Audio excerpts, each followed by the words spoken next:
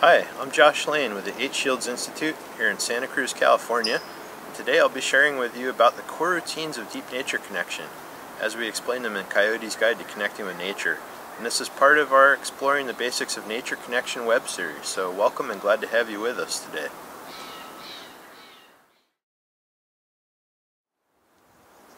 There's a lot of research today from organizations like the Children in Nature Network and many others that point out how essential it is to have nature connection in our lives. And we know that if we look back on our human history, that for the majority of the time that we've been here on Earth, humans have been living close to nature, in touch with the cycles and rhythms that go on around us on the landscape.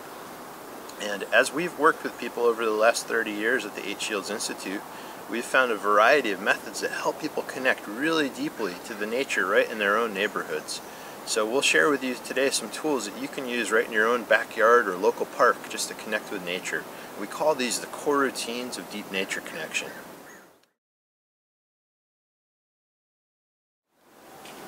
So we call these the core routines because we've found over and over that they help people to connect in a really deep way with nature, wherever you are. And a few of them that we'll be sharing with you in this little mini-series here is about the sit spot, adopting a place on the landscape that you get to know really well, using some senses while you're there and some different ways to really engage and open the senses, and then some other practices around gratitude and some research that supports that. So that's what we'll be covering here. And the first one that we'll get into right now is finding a place on the landscape, what we call a sit spot. And so a sit spot is a place that you go as often as you feel like you can, in a good way, and it could be right outside your back door, it could be in your garden, it could be at your local park, or if you have access to a bit more of a wilder feeling kind of place, you could get out there too.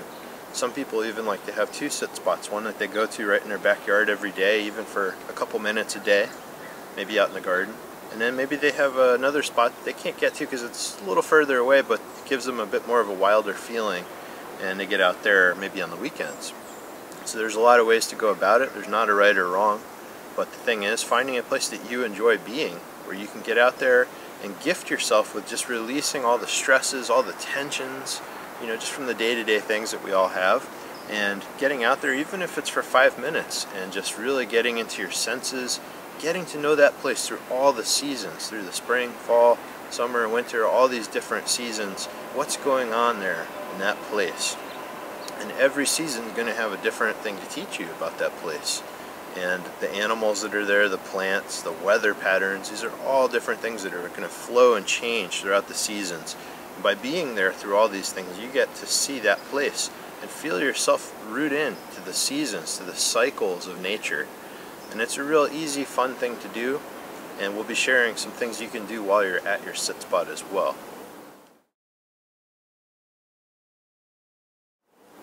So let's talk about what makes for a good sit spot. If you have access to a few different places in your area to explore, it's always nice to have a spot near water because of course life is attracted to water. You'll get a variety of plants, animals, and birds there. Edges are a nice place to be, the place where a forest meets a meadow.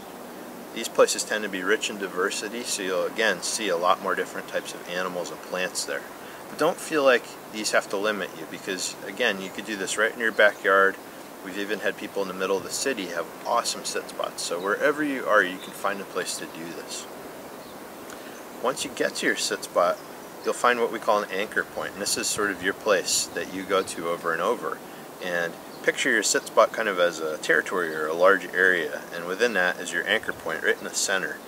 So maybe you like to sit up against the edge of your house or against a tree. That could be your anchor point. And when you get out to your spot, it's nice to vary your routine. If you can, approach your anchor point from different directions so you're not always approaching it from the same path. But vary your routine. Come from different angles and see that place through different eyes each time. Try to approach it with beginner's mind as if you're going there for the very first time. What are the things there that are teaching you that day, that are bringing you to your senses? So over time, the sit spot becomes a great friend, and there's a sense of peace and connection that you can develop there. And over time, you can learn to sort of carry that sit spot with you, that feeling of peace and rootedness. As you develop that, it becomes a strong place within yourself that you can connect to and draw upon when you need it. So it's a wonderful life practice, and there's no end to the mysteries in nature that you'll find around you at your sit spot. So thanks for tuning in today just to learn about that, and we'll be back again with another video that will share some more things you can do at your sit spot that connect you with nature.